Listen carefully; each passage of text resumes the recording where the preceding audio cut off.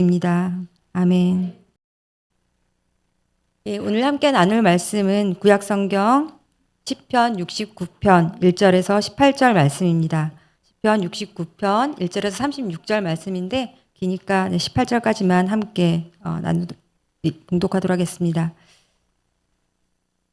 제가 가진 성경으로 구약 851면에 있습니다. 시편 69편 1절에서 18절 말씀 다 찾으셨으면 한 절씩 교독하시고 마지막 절은 합독하시겠습니다. 네, 시편 69편 1절 먼저 읽겠습니다. 하나님이여 나를 구원하소서. 물들이 내 영혼에까지 흘러 들어왔나이다. 나는 설 곳이 없는 깊은 수렁에 빠지며 깊은 물에 들어가니 큰 물이 내게 넘치나이다. 내가 부르짖음으로 피곤하여 나의 목이 마르며 나의 하나님을 바라서 나의 눈이 쇠하였나이다. 까닭없이 나를 미워하는 자가 나의 머리털보다 많고 부당하게 나의 원수가 되어 나를 끊으려 하는 자가 강하였으니 내가 빼앗지 아니한 것도 물어주게 되었나이다.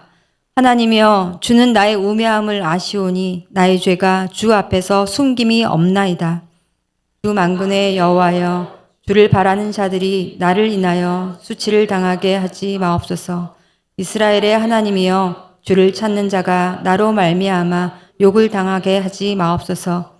내가 주를 위하여 비방을 받았사오니 수치가 나의 얼굴에 덮였나이다. 내가 나의 형제에게는 객이 되고 나의 어머니의 자녀에게는 낯선 사람이 되었나이다. 주의 집을 위하는 열성이 나를 삼키고 주를 비방하는 비방이 내게 미쳤나이다. 내가 곡하고 금식하였더니 그것이 도리어 나의 욕이 되었으며 내가 굵은 배로 내 옷을 삼았더니 내가 그들의 말거리가 되었나이다. 성문에 앉은 자가 나를 비난하며 독주에 취한 무리가 나를 두고 노래하나이다. 여호와여 나를 반기시는 때에 내가 주께 기도하오니 하나님이여 많은 인자와 구원의 진리로 내게 응답하소서. 나를 수렁에서 건지사 빠지지 말게 하시고 나를 미워하는 자에게서와 깊은 물에서 건지소서. 큰 물이 나를 휩쓸거나 깊음이 나를 삼키지 못하게 하시며 웅덩이가 내 위에 덮쳐 그것에 입을 닫지 못하게 하소서. 여호와여 주의 인자하심이 선하시오니 내게 응답하시며 주의 많은 긍휼에 따라 내게로 돌이키소서. 주의 얼굴을 주의 종에게서 숨기지 마소서. 내가 환난 중에 있사오니 속히 내게 응답하소서. 내 영혼에게 가까이 하사 구원하시며 내 원수로 말미암아 나를 속량하소서. 아멘. 네, 그리스도 중심 성경 읽기 본문으로 진행되는 수요기대 오신 성도님 여러분 반갑습니다. 5월 한 달 내내 시편 읽기 진행되고 있는데요. 어떠신가요? 다른 성경책보다 좀 짧아서 괜찮으시죠? 그리고 또 낯익은 성구도 많아서 읽기가 괜찮으실 겁니다. 맞습니다. 시편은 많은 사람들이 쉽게 또 접근할 수 있는 성경 중 하나이죠.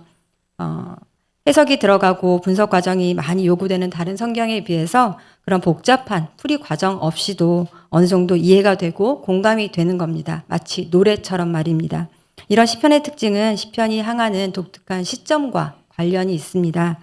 물론 다른 성경도 인간 저자를 통해서 인간의 언어로 기록되었지만 인간의 눈높이가 아니라 보다 높은 곳에 계신 하나님의 관점에서 이렇게 바라보고 기록이 되어 있는 데 비해서 시는 굉장히 철저히 땅에 있습니다. 그래서 인간의 관점에서 말하고 있거든요. 오늘 우리가 읽은 시편 69편에도 여러 번 나오지만 응답하소서 찬양합니다 라는 이 동사의 주어가 뭘까요? 누가 말하는 걸까요? 하나님께서 다른 누군가에게 응답하소서 찬양합니다 라고 말하는 걸까요? 아니죠. 사람이 하나님께 올려드리는 언어들입니다. 하늘에서 우리에게 내려주시는 만나라기보다는 땅에 있는 사람이 하늘에 계신 하나님을 향해 올려드리는 사람의 입장에서 출발하기 때문에 시편은 우리에게 더욱 친근하고 더욱 공감이 되는 말씀인 거죠. 그러면 이렇게 사람의 말로 기록된 이 시편이 어떻게 하나님의 말씀이라고 할 수 있을까요? 구약성경에서 맨 처음에 살펴본 책들이 이제 오경이었는데요. 오경이 하나님께서 행하신 창조와 구원의 일을 우리에게 전해주는 말씀이라면 하반기에 이제 읽게 될 예언서들은 하나님께서 하신 말씀을 선지자들 통해서 전달하고 있습니다. 그런 반면에 시편은 하나님의 그 일과 말씀에 대한 하나님의 백성의 응답입니다. 하나님의 백성이 올려드릴 반응의 그 모범, 그 모범이 제시된 거죠. 그래서 두 번째 사람, 완전한 인간으로 오신 예수님도 이 시편을 굉장히 많이 인용하셨어요.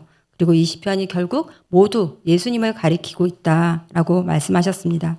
그래서 우리는 시편의 찬양을 통해서 이 땅을 창조하시고 또 다스리시는 하나님과 그의 성품도 우리가 알아볼 수 있지만 하나님의 백성으로서 우리가 따라야 할 신앙의 모범, 특별히 찬양과 기도를 배울 수 있습니다. 150편이나 되는 방대한 분량의 이 시편은요, 다양한 삶의 정황에서 올려드리는 그런 기도라고 할 수 있습니다. 이번 주는 낮 기온이 20도가 계속 넘어가더라고요. 이런 날씨에 우리는 패딩을 입지 않죠. 날씨에 따라서도 다른 옷을 우리가 입는 것처럼 우리의 삶의 날씨, 삶의 정황에 따라서도 찬양시, 탄식시, 또 지난 새벽 기도회 때 살펴본 119편처럼 지혜시, 또 왕의 통치를 찬양하는 제왕시, 여러 가지 다양한 시들이 있습니다. 그런데 이 중에서 어떤 시가 이 시편에서 가장 많을까요? 놀랍게도 150편의 시 중에 분류 기준에 따라서는 적게는 36편, 그리고 많게는 65편이 애통하고 또 탄식하는 시입니다. 슬픈 시라는 거죠. 사실 맑은 날만 계속되면 사막이 됩니다. 이거는 아프리카 속담이니까 우리가 참 와닿는 말이죠. 이렇게 시편은 좋은 일들, 또 찬양하고 감사하는 시들만 있는 것이 아니라 오히려 이렇게 애통하고 또 슬픈 중에서 애곡하는 그런 시들이 많다는 점이 우리에게 참 새롭게 와닿습니다. 특히 이번 주 그리스도 중심 성경 읽기로 읽고 있는 이 시편은 모두 5권으로 이루어진 시편 중에서 두 번째 권, 2권을 중심으로 살펴보고 있는데요. 42편부터 72편까지가 2권인데 이 시가 대부분 애통하고 탄원하는 시입니다. 구원해 주십시오. 우리를 살펴주십시오. 라는 이런 탄원하는 시죠. 오늘 함께 살펴볼 시편 69편도 그런 탄식시의 하나입니다. 탄식시는 먼저 하나님의 이름을 부르면서 자신의 상황을 하나님께 고합니다. 1절과 2절 함께 읽어보겠습니다. 하나님이여 나를 구원하소서. 물들이 내 영혼에까지 흘러 들어왔나이다. 나는 설 곳이 없는 깊은 수렁에 빠지며 깊은 물에 들어가니 큰 물이 내게 넘치나이다. 이 시편 기자는 지금 마치 큰 물에 빠진 듯한 상황에 있습니다. 1절에서 내 영혼이라고 번역된 네페시라는 말은 영혼, 생명, 숨 이란 뜻인데요. 내 영혼까지 물에 잠겼다는 거죠. 그러니까 물놀이를 하러 물에 들어간 게 아니고요. 내가 내 몸을 내 의지대로 컨트롤할 수 없는 아주 위험한 상황에 빠진 겁니다. 금방이라도 숨이 넘어갈 그런 상황에서 지르는 외마디 비명입니다. 그래서 이때 물은 사실상 죽음과 그 세력을 가리키는 것이라고 볼 수 있겠습니다. 우리 성도님들 혹시 물에 빠져보신 적 있으신가요? 제가 새벽 기도회 때 한번 말씀드린 적이 있는데요. 제가 수영을 못하거든요. 근데 남편이 가자 그래서 한편 따라갔다가 수영장에 빠져 죽을 뻔한 적이 있었습니다. 바닥에 얕은 가장자리를 이렇게 따라가다가 갑자기 바닥에 그 수심이 깊어지는 곳에서 제가 발을 어디 둘 줄을 모르고 막 허우적대고 빠져 있었던 거죠. 그때 남편이 나타나서 이렇게 구해줬어야 되는데 남편이 아니라 지나가던 어떤 분이 구해주셨습니다. 그 이후로는 제가 수영장을 안 갑니다. 예, 근데 저의 경우에는 이렇게 아찔하긴 했지만 정말 그때는 이러다 죽는구나라는 생각이 들긴 했지만 이 시인은 그런 일이 지금 진행 중인 거죠. 웃을 수가 없습니다. 그렇게 큰 물에 빠져 있는 것처럼 헐 바닥이 없는 그 깊은 수렁에 빠진 듯한 상황에 놓여 있다고 하나님께 호소하고 있는 겁니다. 왜 이런 일이 일어났을까요? 무슨 일이었을까요? 4절을 제가 읽어드리겠습니다. 까닭 없이 나를 미워하는 자가 나의 머리털보다 많고 부당하게 나의 원수가 되어 나를 끊으려 하는 자가 강하였으니 내가 빼앗지 아니한 것도 물어주게 되었나이다. 살면서 우리는 이런저런 많은 문제들을 다 맞이하게 됩니다. 경제적인 문제, 건강의 문제, 또 법적인 여러 문제들. 여러 가지 문제를 만날 수 있지만 사실 실제적인 그런 문제 자체보다도 우리를 가장 힘들게 하는 건 사람 관계더라고요. 날카로운 말과 조롱하는 눈빛, 또 거만한 손짓, 발짓이 정말 어떤 무기보다도 무서운 흉기가 되어서 우리에게 심각한 보이지 않는 상처를 입힙니다. 그게 또 분명한 이유가 있으면은요, 그 원인을 제거해 버리면 되잖아요. 그런데 뚜렷한 이유도 없이 이 시인을 이유도 없이 미워하는 많은 사람들이 있다고 합니다. 머리털보다 많대요. 요즘 우리 사회에서 종종 볼 수 있는 것처럼 사람들이 이렇게 좀 많이 모이게 되면은요, 이 군중은 개인의 그 합 이상의 어떤 새로운 인격체가 되는 것 같아요. 그래서 이성적인 판단이나 독립적인 판단을 하기보다는 이 군중은 다른 사람의 말에 쉽게 동조를 하고 또 흥분하고 그리고 그런 어떤 주장에 편승하게 되는데 이걸 동조 효과라고 한다고 합니다. 시인은 이렇게 자신을 공격하고 모함하는 그런 많은 무리들에 쌓여 있는 거죠. 무섭습니다. 이렇게 많은 무리가 공격하는데 어떻게 혼자 대항을 하겠습니까? 그래서 자신이 하지도 않았던 일이 죄목이 쓰여지고 억울하게 벌이 부과되었다고 합니다. 하지만 이런 상황이 괴로운 이유는 단지 이런 억울한 상황 때문만은 아닌 것 같습니다. 5절입니다. 하나님이여 주는 나의 우매함을 아시오니 나의 죄가 주 앞에서 숨김이 없나이다. 예, 욥처럼 이유 없는 그런 고난도 참 힘들지만 자신의 잘못과 부족함이 없지 않다면 사실 당당하게 항변할 수도 없습니다. 설사 사람은 속일 수 있어도 주님 앞에서는 속일 수가 없거든요. 그래서 정직함, 진실함은 하나님 앞에서 사는 사람의 두드러진 특징이라고 할 수 있는데요. 그러니까 하나님의 사람은 흠결 하나 없는 완벽한 사람이라기보다는 하나님 앞에서 정직하게 살아가는 사람이 하나님의 사람이 아닐까 싶습니다. 우리도 잘못이 없고 흠없는 사람을 우리가 찾기보다는 스스로에게 또 다른 사람들에게 이렇게 솔직해지면 좋겠다는 생각이 듭니다. 아무튼 이 죄 없지 않음 때문에 이 시인은 더욱 우울합니다. 상대가 확실히 잘못한 게 맞고 비판받아 마땅합니다. 그런데 문제는 나도 그걸 나무랄 만큼 내가 심판할 만큼 내가 의롭지 못하고 떳떳하지 못한 거죠. 그걸 나도 알고 있기 때문에 더욱 슬픈 겁니다. 그럼 너도 잘못했고 나도 잘못했으니 자 쌤쌤이니까 이제 서로 입 다물고 있어야 할까요? 그건 또 아니겠죠. 시가 계속되고 있습니다. 9절을 봅니다. 9절에는 주의 집을 위하는 열성이 나를 삼키고 주를 비방하는 비방이 내게 미쳤나이다. 사람들로부터 이렇게 공격을 받게 된 건 주님을 위해서 열심히 수고하고 헌신하는 과정에서 어떤 일이 빚어진 것 같습니다. 아무리 잘하려고 한들 빈틈이 보이고 또 완벽할 수 없는 우리 자신의 그런 한계 외에도 우리가 살아가는 이 땅이 죄로 오염되어 있기 때문입니다. 죄로 물든 세상에서 우리는 아무리 잘해도 칭찬받기는 글렀습니다. 이 세상에 욕먹을 짓을 해도 된다라는 말은 아니지만요. 이런 죄악된 세상에 살고 있기 때문에 사람에게서 칭찬받고 인정받는 것이 우리가 지금 잘하고 있다는 바로미터가 될 수 없다는 이야기입니다. 사람들한테 칭찬받는 일이 오히려 하나님에게는 하나님의 영광을 가리우는 일이 될 수 있고 또 사람들한테 비방당하는데 그 일이 오히려 하나님이 기뻐하시는 일이 될 수 있다는 거죠. 지금은 우리에게 존경받는 루터나 칼빈, 얼마 전에 개봉되었던 그 영화의 주인공 본 해퍼 같은 사람들, 이런 신앙의 선배들도 당시에는 얼마나 많은 비방을 받고 욕을 먹었는지 모릅니다. 그 열정 때문에 갈등이 생기고 또 문제가 생길 수밖에 없는 거죠. 그런 열정이 없으면 또 교회 때문에 고민하지도 않았을 것 같습니다. 예수님도 그러셨습니다. 요한복음 2장 17절 보면은요. 예수님이 성전에서 장사하던 사람들의 상을 엎으시고 양과 소를 내쫓으시는 이 모습을 보고 제자들은 바로 이 구절을 기억을 해낸 거죠. 그래서 제자들이 성경 말씀에 주의 전을 사모하는 열심이 나를 삼키리라 한 것을 기억하더라라고 했습니다.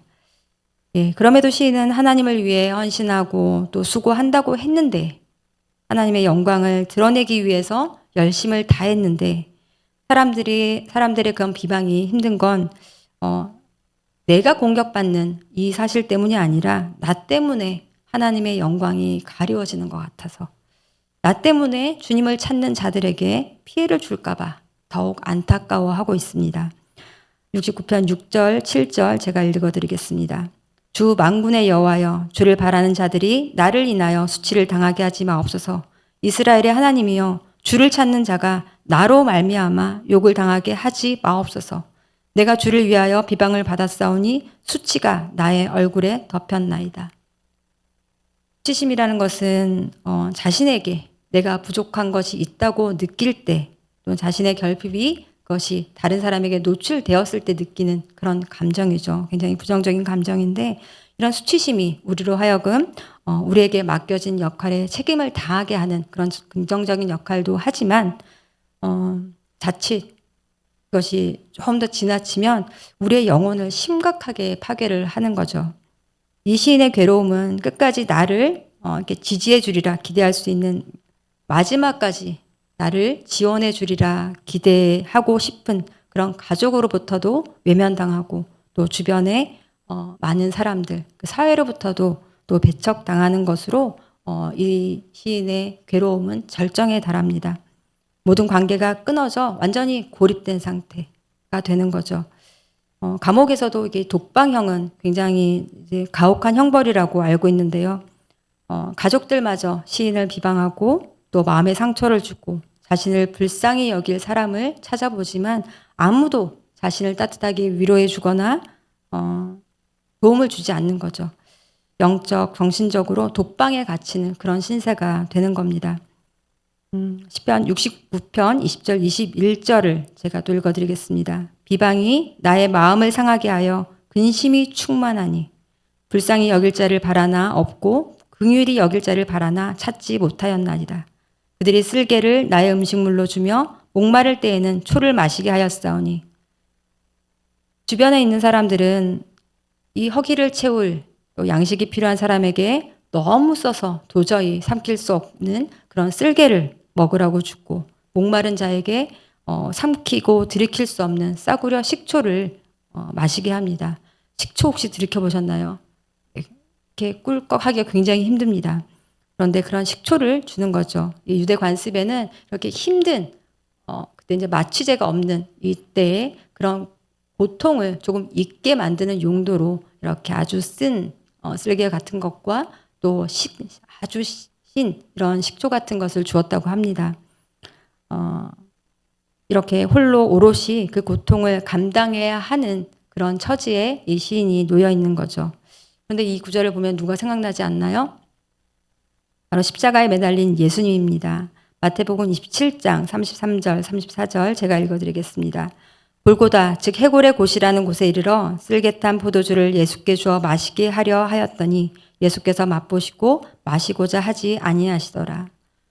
이 시편 기자도 십자가상의 예수님처럼 기댈 어깨, 발붙일 곳 하나 없는 아주 절망적인 상황 가운데 있는 거죠.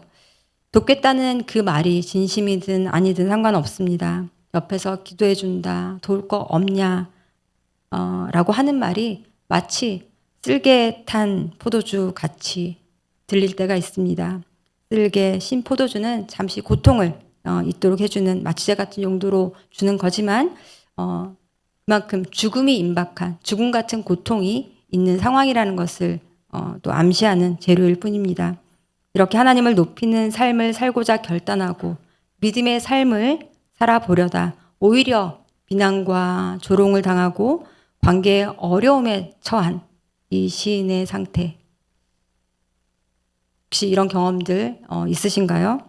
아니 오늘도 지금도 더 이상 내가 내 힘으로는 버틸 수가 없다. 아무것도 할 수 있는 게 없다 싶은 정서적인 무력감, 또 밑바닥에 닿지 않는 아득한 수렁에 빠진 듯한 그런 상황에 처해 계신 분이 있을지도 모르겠습니다. 그러니까 이 자리, 이 수요기도의 자리에 나오신 것 아닌가 싶은데요. 네, 고난당하기 전에는 내가 교회 밖에 있었더니 이제는 수요기도회를 지키나이다. 네, 저도 그랬습니다. 저는 이제 다른 공부를 하다가 뒤늦게 신학을 하고 사역을 시작했는데요. 물론 연애할 거 다 하고 공부를 아주 열심히 하진 않았지만 대학 입학 후부터 20년 동안 해오던 공부를 그만두고 신학을 하겠다 결정했을 때는 웬만한 열정 갖고 했겠어요? 네, 사역훈련 중에 신학을 해보라는 권유를 받고 엄청 고민이 되었습니다. 처음엔 그냥 열심히 사역훈련 받으라는 말씀이구나라고 이제 흘려들었는데, 제가 정말 이렇게 신뢰하는 분의 진지한 권면이었습니다. 그때가 2012년이었는데요. 그때로부터 한 3년 전에, 그러니까 2009년에 저희 남편이 이제 소천을 하고, 그리고 제가 어린아이들 셋 데리고 귀국해서 생계를 이제 저 혼자 책임지고 살아가야 되는 시점이었습니다. 이제 박사 논문만 쓰면 되는 그런 뭔가 한 과정이 일단락되는 그런 타이밍이었는데 또 신학교를 다니고 뭔가를 새로 시작해야 한다는 게 사실 엄두가 나지 않았습니다. 그러면서 진짜 많이 아팠습니다. 제가 이제 고고학 전공이라서 젊을 때부터 산으로 들로 엄청 돌아다니고 또 남자들과 같이 삽질하고요. 네, 제 힘이 보통 센 게 아니거든요. 체력이 좀 있는 편이었는데 그때 몸살 감기로 꼬박 사흘을 알아 누웠습니다. 침대에서 일어나질 못했습니다. 그리고 그때 뭐 대상포진이라는 것도 또 걸렸었고요. 그렇게 거의 7개월을 고민하다가 기도하다가 마침내 그 부르심에 응하기로 결단이 섰습니다. 그리고 신앙이 없었던 저희 친정 부모님 말고 시부모님께 먼저 말씀을 드렸습니다. 시부모님은 이제 교회를 오랫동안 신실하게 섬겨 오셨던 장로님, 권사님이셨고 무엇보다도 남편 잃은 이 며느리 그리고 아들을 잃은 이 시어머님이 신앙으로 서로 위로하고 또 권면 의지하면서 아주 돈독한 관계에 있었거든요. 그럼에도 이제 어렵게 제가 어머님, 아버님 제가 좀 신학을 해야겠습니다. 그런 부르심을 받았습니다. 라고 말씀을 드리는 순간 제법 단단하다고 생각했던 그 관계가 와장창 깨져버렸습니다. 고고학 그 전공을 하시고 이제 고고학 교수님이셨던 시아버님을 이어서 아들도 또 며느리도 이제 고고학을 전공한 K 패밀리가 아니라 고고학 패밀리였는데 그런 자랑스러운 고고학 패밀리였는데 기대했던 아들은 하루아침에 이렇게 하나님이 데려가시고 그걸 며느리라도 좀 잘 이어가기를 내심 바라셨던 시부모님께 난데없이 새 아이의 양육과 생계를 내팽개치고 자기 하고 싶은 것만 하려는 이기적이고 철딱선이 없는 며느리가 되어버렸습니다. 그런 시부모님의 마음도 이해 안 되는 바는 아니었지만 저는 저대로요. 또 당신의 막내 아들도 신학을 하고 있었고 신학을 하고 사역을 하고 있는 사역자의 길을 가고 있는 사람이었고 무엇보다도 중요한 하나님의 부르심에 이제 응하겠다는 이 며느리를 불효자, 배신자 취급하시는 시부모님이 원망스러웠습니다. 시부모님이 들으시면 안 되는데요. 네, 시댁 아래층에 사시는 권사님도 춘천에서부터 서울까지 쫓아와서 저를 막 설득하시려고 했습니다. 저를 막 나무라시더라고요. 이 교회의 장로, 권사님도 이러신데 믿음 없는 친정 부모님은 어떠셨겠어요? 네, 대대적인 종교 박해가 일어났습니다. 친정엄마가 굉장히 온유하신 분이거든요. 화를 잘 안 내시는 분인데 그때처럼 화를 내신 적이 없었습니다. 믿는 사돈이 이런 반응을 하시는데 민망하기도 하고 그래서 저를 설득도 해보시고 윽박도 질러보시고 안 되니까 거의 1년 동안 저와 연을 끊으셨습니다. 연락을 안 하셨어요. 제 생일날도 연락 한 번 없으시더라고요. 그리고 엄마는 또 전도하려고 주변 분들이 보내주셨던 성경책이며 신앙서적이며 설교 테이프며 이런 것들을 모조리 다 쓰레기통에 버려버리시더라고요. 그때 저희 친정 오빠가 그런 말을 했습니다. 선지야, 네가 다른 사람은 전도할 수 있을지 모르겠지만 이제 우리 부모님은 글렀다. 그렇게 신대원 입학 전후 1, 2년이 지금껏 살면서 저에게는 가장 외로웠던 시간이었던 것 같습니다. 완전한 이렇게 고립의 시간이었고요. 그러다 보니까 당연히 경제적으로도 어려워졌는데 부모님께 손을 빌 수가 이렇게 내밀 수가 없었습니다. 그렇게 잘난 척하고 신학을 하더니 이러냐라는 말씀을 듣기 싫었거든요. 이것도 우리 애들한테도 비밀인데요. 그때 아이들 돌반지도 이렇게 정말 이렇게 갖다 팔아서 네, 장을 보곤 했던 것 같습니다. 다행히 3명이라서 네, 세면 걸 골고루 이렇게 팔았습니다.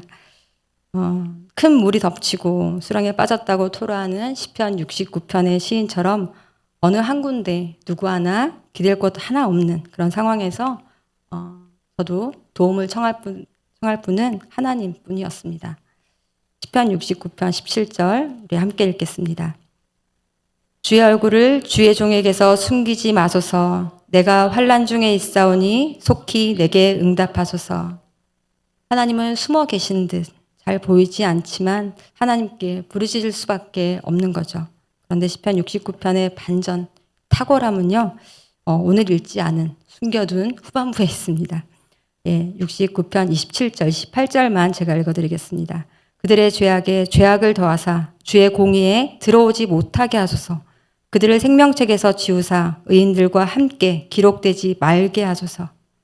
시편은 지금 이 시인은 지금 나를 아프게 하는 사람을 언젠가는 회개시켜서 주님 앞에 함께 설 수 있도록 해주세요. 이런 기도를 하고 있지 않습니다. 오히려 자신을 비방하고 공격하는 이 원수들에게 정말 노골적인 저주를 퍼붓고 있는 거 들리십니까?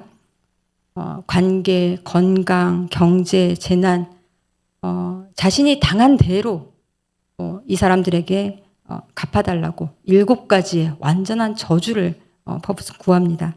계속 죄에 머물러서 주님께 절대로 나오지 못하게 이 사람들은 구해주지 마세요. 절대 구원받지 못하게 해달라고 주님께 명령하듯이 이렇게 간청을 합니다. 하나님께 감히 이런 저주의 간구를 해도 되나 싶습니다. 내가 읽고 있는 게 성경이 맞나? 그리고 다시 이제 표지를 다시 확인해 볼 정도로요. 그런데 이 시편은 약과입니다. 앞으로 읽어가시겠지만 이런 저주의 시편들이 간간히 나옵니다. 하지만 이런 저주의 기도는 시인이 지금 할 수 있는 정말 유일한 일입니다.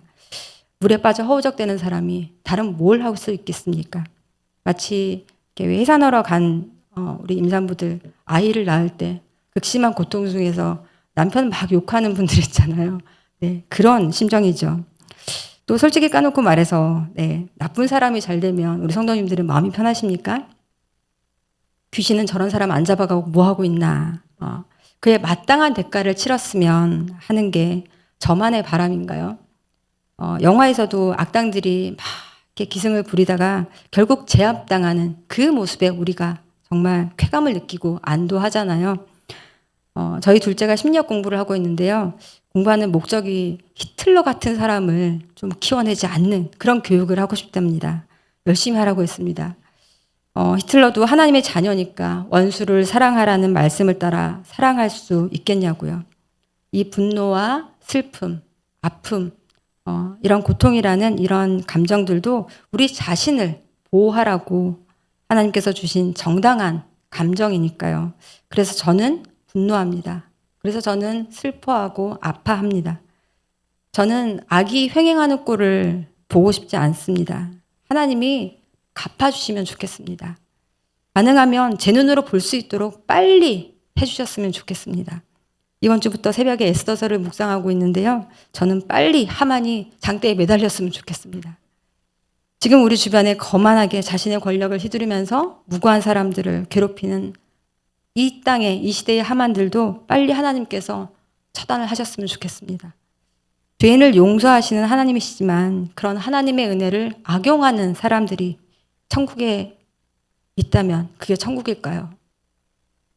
제 생각이 맞고 틀리고를 떠나서 이 시편은 이런 우리의 마음 깊숙한 곳에 있던 차마 감히 이렇게 꺼내놓지 못했던 이런 감정들을 이런 소리들을 대변하고 있습니다.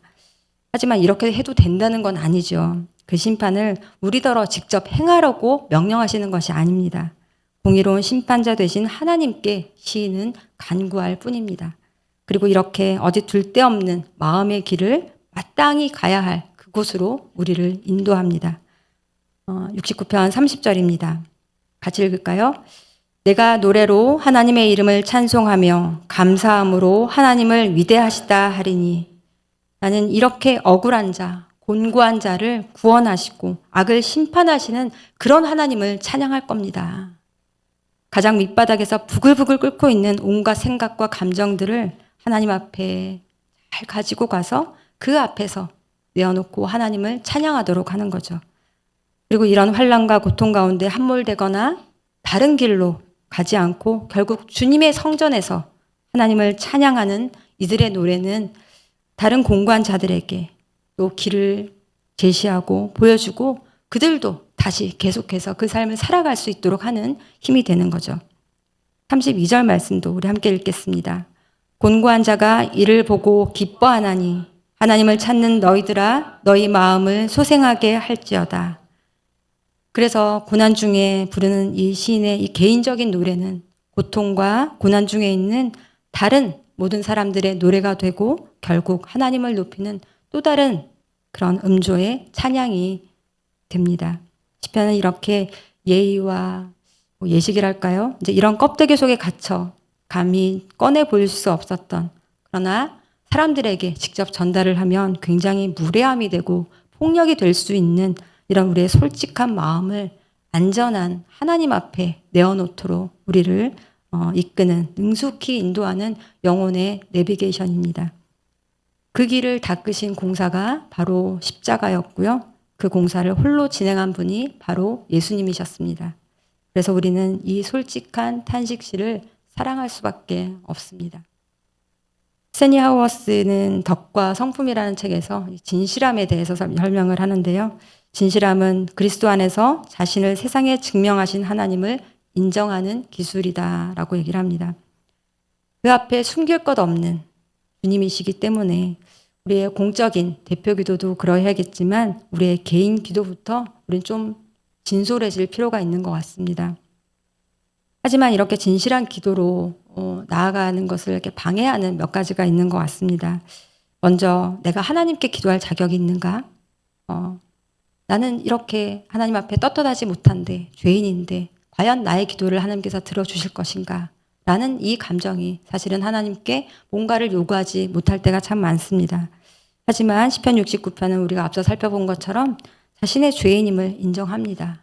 그렇기 때문에 더 안타깝고 무거운 마음을 솔직하게 주님 앞에 토로합니다. 어쩌면 기도를 하면서도 원수들을 저주하는 이런 죄를 짓는 것처럼 보이기도 하지만 다시 생각해 보면 우리가 의인이라서 기도할 자격을 얻었나요? 아니잖아요. 오히려 죄인이라서 나의 부족함이 있어서 그런 부족함이 드러난 수치스러운 존재임을 알기 때문에 우리는 아무것도 할 수 없는 이 현실을 인정하기 때문에 주님께 나아갈 수 있습니다. 에덴 동산에서 아담과 하와가 하나님께서 금지한 그 선악을 알게 하는 열매를 먹고 나무 뒤에 숨고 무화과 잎으로 자기 몸을 가리지만 그게 가려집니까? 우리를 속속들이 아시고 불쌍히 여기시는 그 주님이 계시기 때문에 우리는 더 이상 숨길 필요도 없이 주님 앞에 다 내어놓을 수 있습니다. 그렇게 주님 앞에 나아갈 수 있습니다. 그리고 두 번째 기도의 장벽은 내 기도에 응답해 주실까라는 이 불안과 두려움 때문이 아닌가 싶습니다. 여러 이유가 있겠지만 그중 하나는 기도의 목적이 오로지 응답에 있기 때문은 아닌가라는 생각이 듭니다. 내가 생각하고 기대하는 그 응답인 거죠. 그래서 들어주실 만한 것만 기도하고 될 것 같은 것 그런 것만 기도하고 그게 안 되면 기도 자체를 포기하게 되는 거죠. 만약 이뤄주실 만한 것만 기도한다면 오늘 살펴본 69편의 그런 저주의 기도는 드릴 수가 없습니다. 우리는 내가 생각하고 원하는 것이 실현되도록 기도하는 게 아니라 하나님께 마음을 토로하고 도움을 구할 뿐이죠. 내 뜻대로 관절시키는 것이 기도의 목적이 아니라고 다들 알고 계십니다. 기도는 하나님께서 개입해 주시고 우리를 다스리는 방편인 거죠. 그래서 우리는 무엇이든 기도할 수 있습니다. 들어주실 것과 안 들어주실 것을 한 치 앞도 내다보지 못하는 우리가 판단할 것이 아니라 주님의 너른 품 안에서 때로는 앙탈도 부리고요. 때론 분노도 폭발해 보고요. 심지어 저주도 해보십시오. 우리의 뜻이 아니라 선하신 하나님이 공의로운 판단으로 그 일을 행하실 겁니까? 숨김없이 그래서 두려움 없이 우리는 주님 앞에 나아가서 부르짖을 수 있습니다. 그렇게 숨김없이 두려움 없이 오늘도 기도로 말씀을 붙잡고 나아가는 이 밤이 되길 원합니다. 왜냐하면 우리는 주님의 자녀니까요. 주의 자녀로 산다는 것은 이 가사가 참 우리에게 주는 깊이가 있더라고요. 주의 자녀로 산다는 것은 그저 편한 삶이 아니죠. 때론 불 가운데로 지나가는 것 같고 때로는 그 폭풍 가운데 지나가는 것 같은데 그 속에서 우리는 하나님을 더 깊이 만날 수 있습니다. 주의 자녀로 산다는 것은 1절과 2절 먼저 부르시고 또 기도 제목 나누겠습니다.